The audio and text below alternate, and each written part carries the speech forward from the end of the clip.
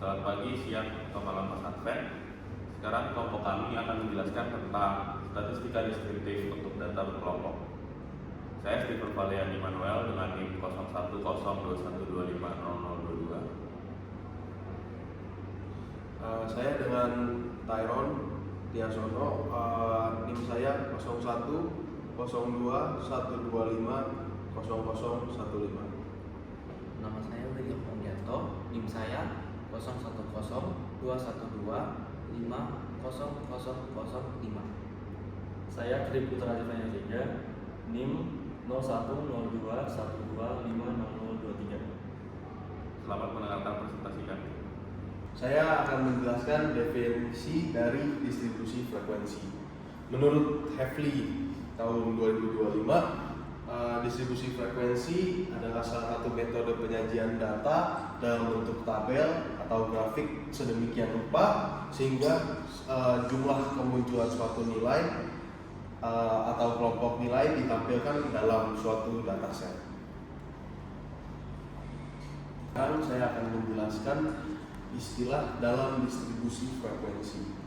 Yang pertama ada interval kelas. Interval kelas adalah jarak nilai terkecil dengan nilai terbesar dalam suatu kelompok kelas yang ada dalam sebuah data.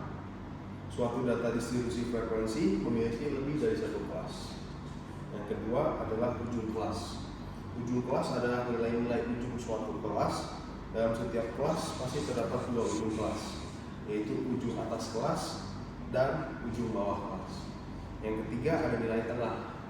Nilai tengah adalah suatu kelas dapat dicari dengan menjumlahkan ujung atas dan ujung bawah kelas lalu dibagi dua.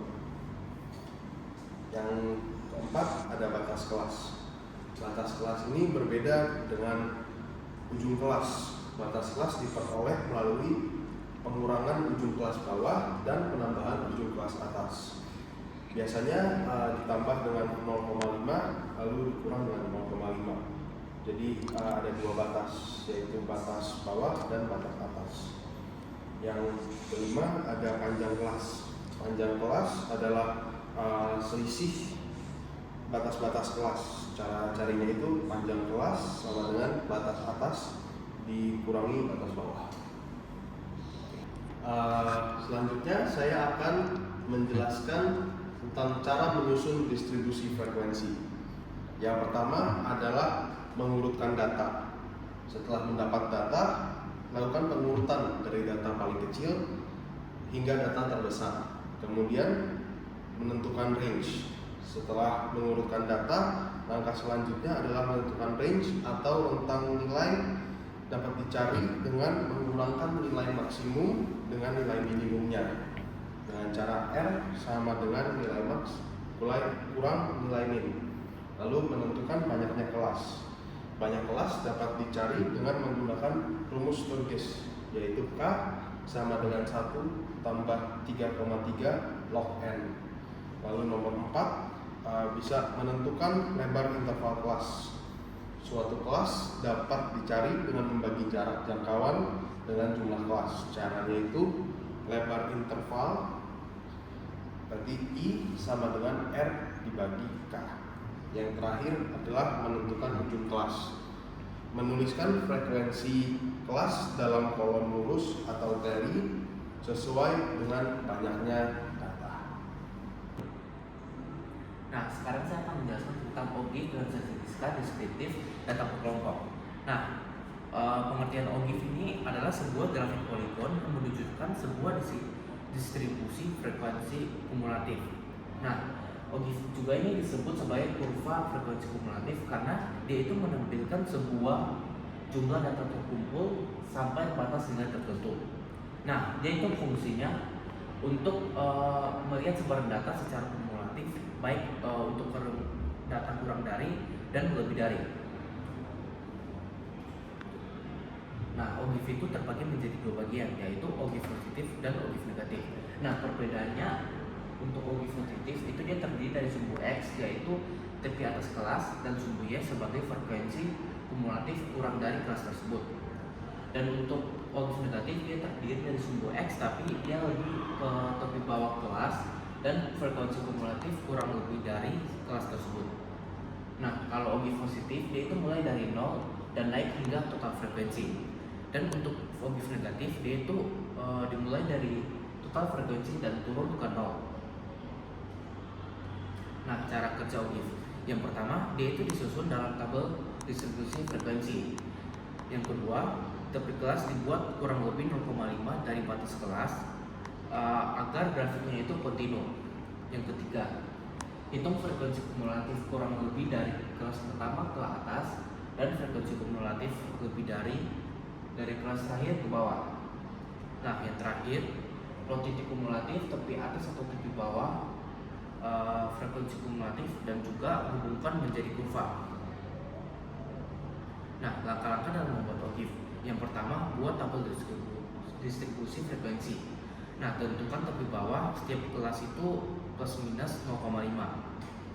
Terus hitung frekuensi kumulatif kurang lebih, kurang dari dan lebih dari setiap kelas.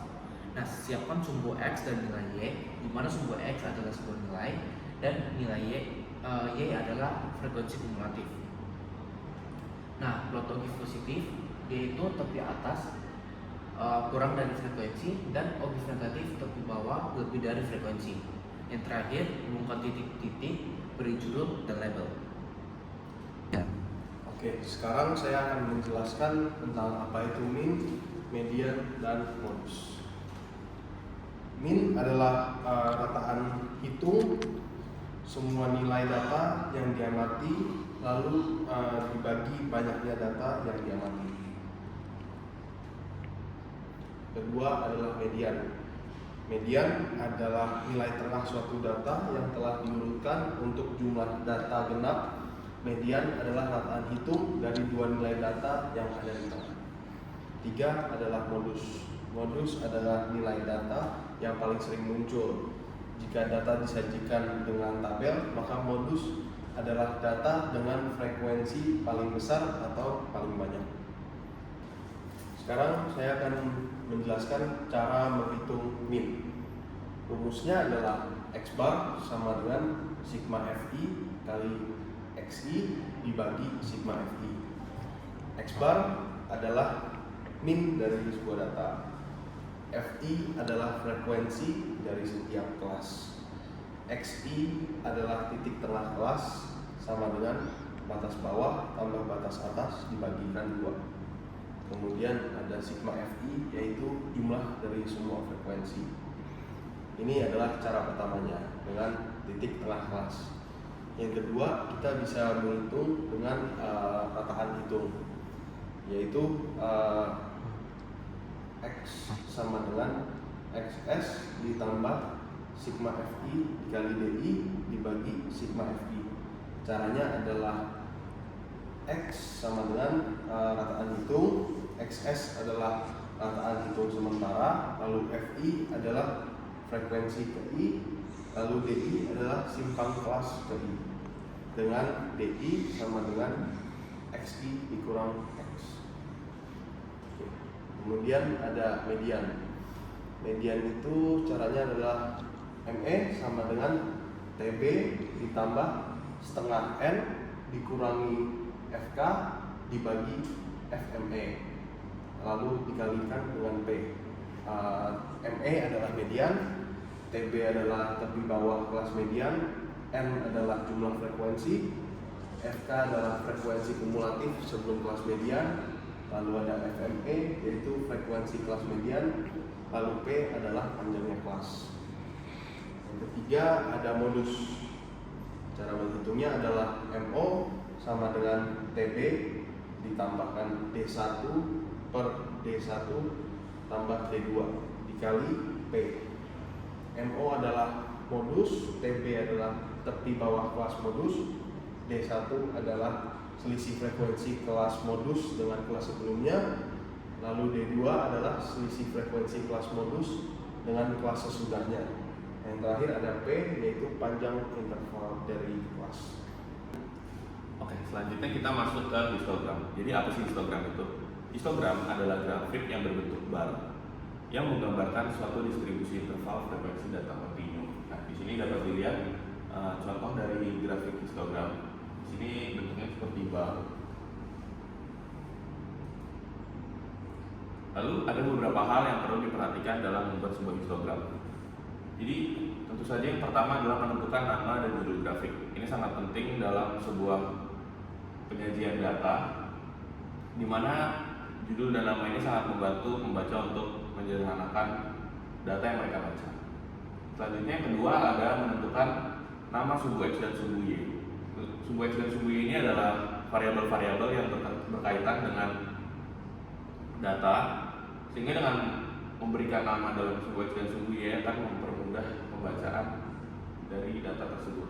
Yang ketiga adalah menentukan batas bawah dan batas atas, serta titik tengah. Nah, batas bawah dan batas atas ini berfungsi untuk melihat batas panjang kelas dari setiap interval yang akan kita gambarkan.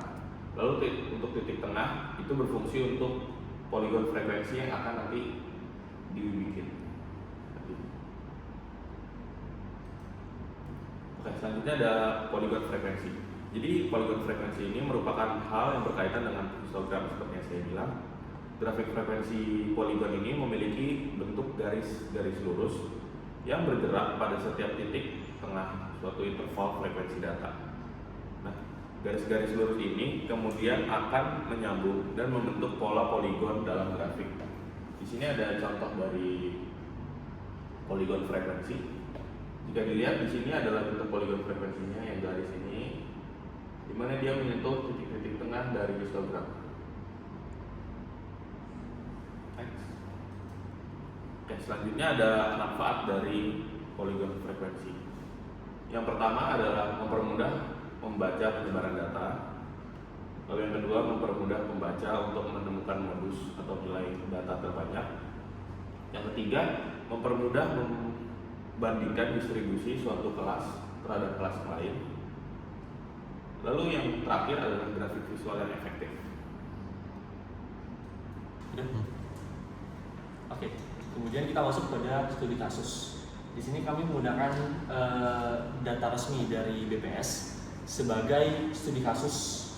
Jadi kami menjelaskan tentang demografi penduduk Sumatera Utara pada tahun 2022. Jadi kami menggunakan data resmi dari BPS tentang jumlah penduduk di Sumatera Utara itu berdasarkan kelompok usia.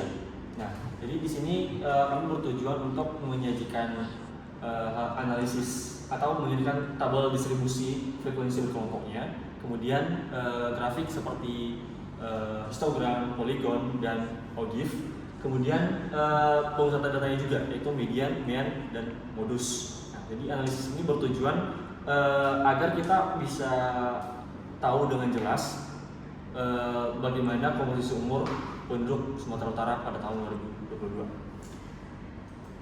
Slide berikutnya ini ada tabel frekuensi kumulatif.